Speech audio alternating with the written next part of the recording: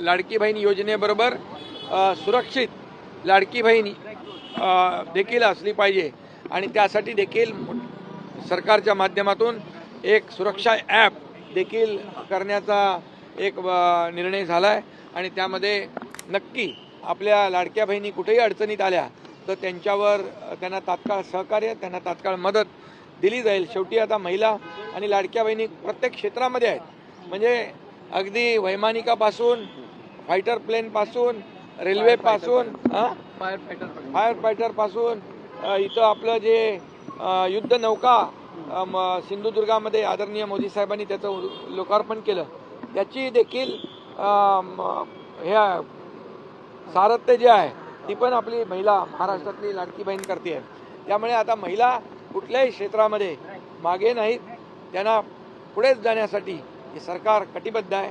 सरकार त्यांच्या पाठीशी उभा आहे आणि म्हणून पुन्हा एकदा महिला दिनाच्या जागतिक मी मनापासून शुभेच्छा।